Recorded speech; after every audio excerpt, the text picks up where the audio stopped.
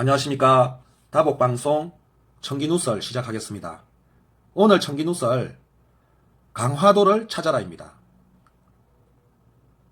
강화도는 우리 역사상 수많은 사건 사고가 있었고요. 우리나라의 관문이고 길목입니다. 그럼 역사적인 중요한 사건 몇 가지 짚어보겠습니다. 고려 중기 때 몽고군 원나라가 침입해 오자 고려는 수도를 강화도로 천도를 합니다. 무려 39년 동안 강화도를 수도로 정하고 항전을 하게 되는데요. 여러분들 강화도에 가보셨으면 알겠지만은 39년 동안 한 나라의 수도로 있었던 흔적이 티끌만큼이라도 있던가요? 전혀 없습니다. 그리고 또 하나는 신미양요입니다. 지금요, 이 신미양요 보시면은 여기가 지금 우리가 알고 있는 강화도입니다. 강화도고 여기가 이제 김포로 이어지는 곳인데 여기 좁은 이 뭐 강폭도 안 되는 이 짧은 물길이 있습니다. 이게 지금 바다예요. 물이 짭니다. 이거는 바다예요. 여기도 지금 다 바다입니다. 사방이 다 바다예요. 어쨌든 강물은 아니라는 소리예요. 여기에 미국의 아시아 함대 제너럴 서먼호가 이곳에서 조선 수군에게 당합니다. 뭐 의도적이지 않았던 간에 당하는데요. 그때 당시에 이 제너럴 서먼호가 조선에 수교를 요구했던 거예요. 그러니까 여기가 길목이라는 뜻이죠. 이곳으로 통할 수밖에 없었다 이 말이에요. 이 강화도를 통할 수밖에 없었기 때문에 수교를 이곳에서 원했던 겁니다. 근데 사실 서울 지금 우리가 알고 있는 한양으로 가는 길은 지금 이곳을 통과할 필요가 없어요. 인천 앞바다로 해서 들어가면 되죠. 인천 앞바다로. 인천 앞바다로 가면은 뭐 서울까지 30km밖에 안 됩니다. 굳이 이 좁은 길로 해서 들어가서 지금 이 한강 하구로 해서 100km 그럼 올라가야 되지 않냐 하는데 지금도 보가 있어서 못 올라가죠. 배는 못 올라갑니다. 그런데 지금으로부터 150년 전 그때 당시에는 보가 없었기 때문에 또 못 올라갑니다. 왜 그런 거 하니? 물이 없어요. 물이. 여름에는 홍수가 져서 못 올라가고 그 다음에 겨울 봄에는 물이 없어서 돛담 배나 다닐 수가 있습니다. 큰 배는 못 다녀요. 그러면 제가 한번 배를 보여드릴게요.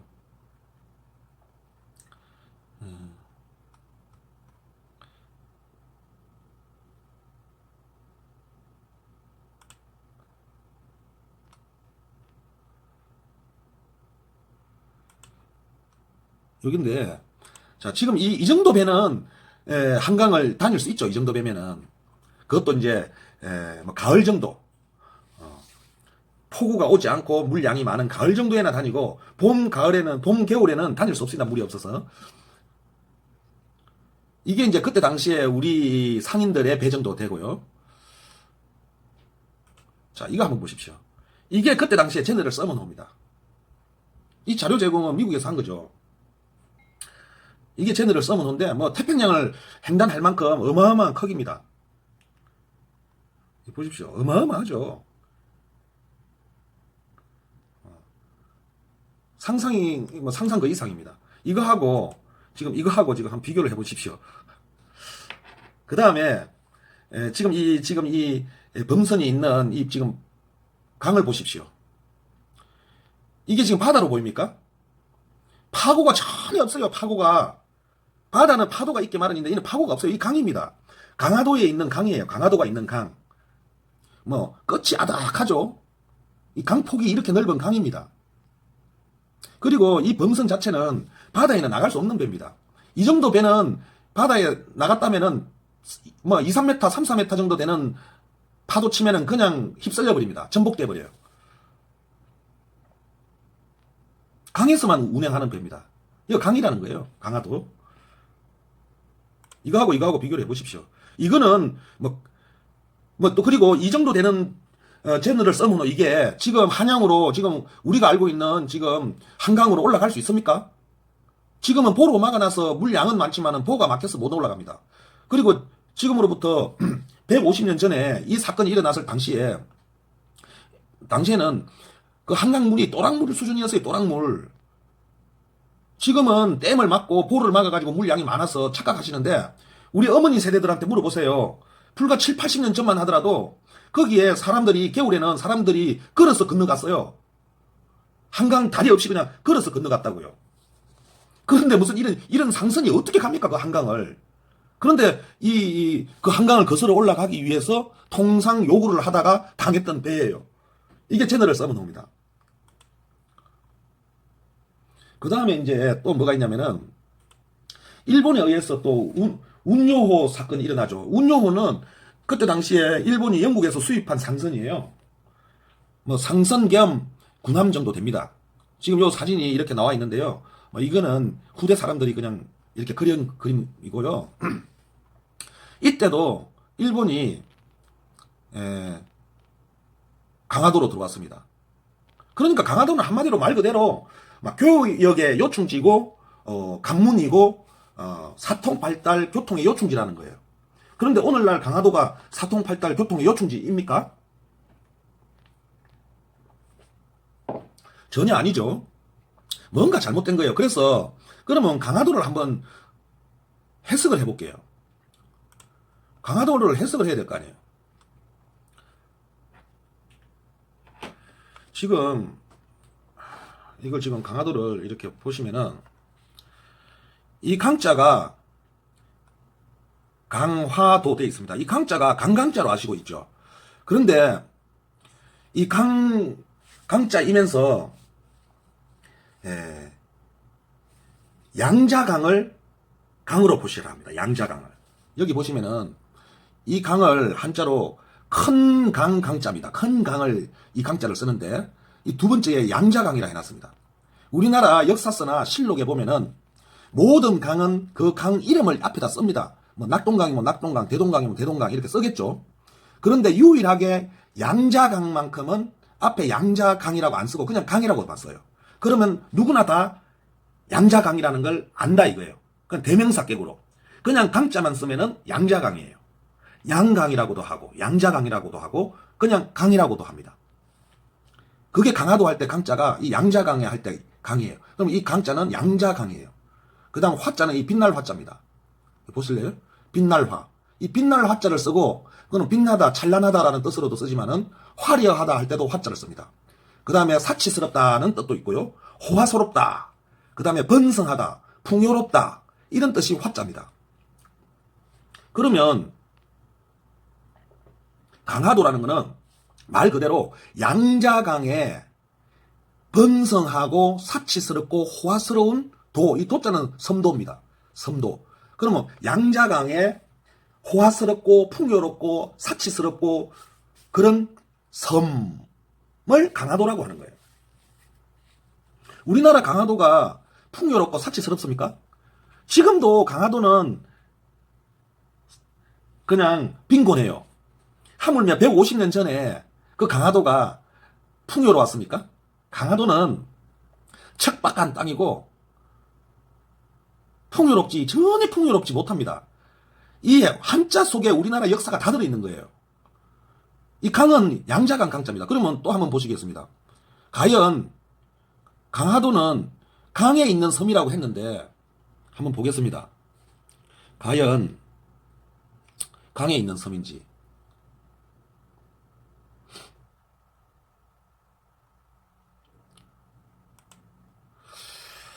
지금 보시면은 이게 강화도인데요. 이 강화도는 동서남북이 지금 물에 둘러싸여 있는데 이 물이 100% 바닷물입니다. 100% 바닷물이에요. 짠물이에요. 짠물. 어느 한 면도 1도 강에 붙어 있지 않습니다. 오로지 100%다 바다에 붙어 있습니다. 바다에 떠 있는 섬이에요. 그런데 왜 강화도 할 때 강자는 양자강 강자입니다. 큰 강 강자, 양자강 강자입니다. 양자강에 있어야 할 강화도가 여기 왜 와 있습니까? 여기에. 여기 강화도가 아니라는 거죠. 뒤에 갖다 붙였다는 거예요. 뒤에. 이걸 강화도라고 뒤에 갖다 붙인 거예요. 이걸 우리가 찾아냈습니다. 제가. 지금 여기서 제너럴 서먼호든 윤양호든 이게 지금 요 그림으로 보면은 이 강물이 강물 많네 이렇게 생각하시죠? 이거 지금 보로 막아놔서 그래요. 이게 7, 80년 전만 해도 여기는 물이 찔찔 흘렀어요. 물이 찔찔. 어떻게 돛담배나 겨우 드나들 수 있게끔. 이런 아까 전에 보면은 제너럴 서먼호 같은 이런 큰 상선 들어가면은 이게 들어갈 수가 있습니까? 이 태평양을 건너는 이 제너럴 서먼호가 들어갈 수가 있어요? 그리고 영국에서 빌린 얻어온 일본의 운용호가 그것도 크기가 이만합니다. 어떻게 한강을 거슬러 올라갑니까? 기가 찹니다. 이 강화도 아닙니다. 이거는 후대에 강화도라고 이름 붙인 거예요. 그리고 또 여기에 39년 동안 고려의 도읍지로 사용하던 게 어디 있습니까? 그래서 강화도를 제가 이제 찾아드리겠습니다. 그러면 말 그대로 강화도는 양자강에 있다며요. 양자강에서 찾아야죠. 강화도 할 때 강자가 양자강 강자입니다. 이게 양자강이에요, 이게. 이게 양자강입니다, 이게. 지금 이 흘러가는 이게. 이게 양자강이에요. 양자강에서 비옥하고 풍요롭고 빛나는 섬이 있어야 될 거 아니에요. 여기 있지 않습니까? 자, 보십시오. 요겁니다.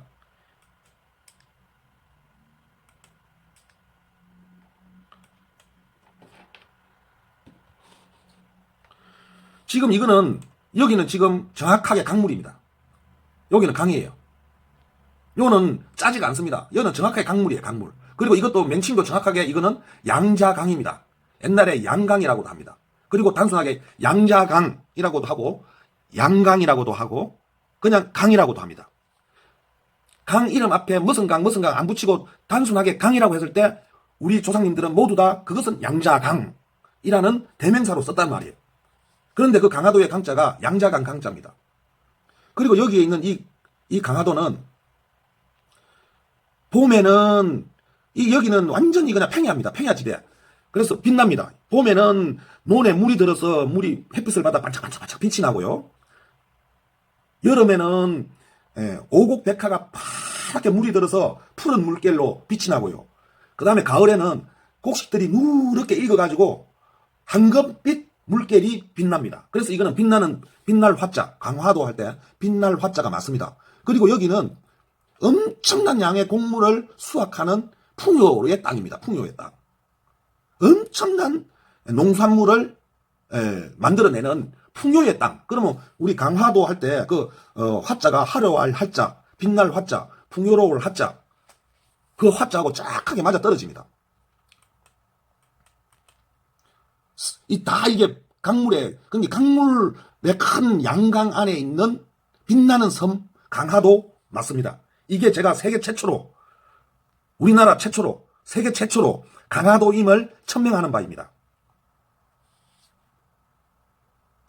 지금 이것은 중국의 모택동에 의해서 지명 바꾸기 작업, 역사 조작에 의해서 전혀 생뚱맞는 이름으로 바뀌어버렸습니다. 이것은 반드시 앞으로 우리가 밝혀내야 할 강화도임에 틀림없습니다. 그럼 마치겠습니다.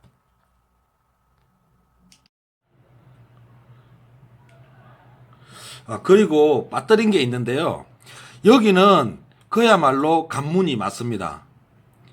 지금 여기를 우리 조선이라고 했을 때, 대조선이라고 했을 때, 이 지금 상해가 있고 황주가 있고 이 양강이 있는 이 강화도, 이게 강화도면 반드시 여기는 사통팔달의 관문이 맞습니다. 그리고 이 양강의 폭은 넓은 데는 40km, 보통 평균적으로 10km 정도의 강폭이 있고 물량도 어마어마합니다.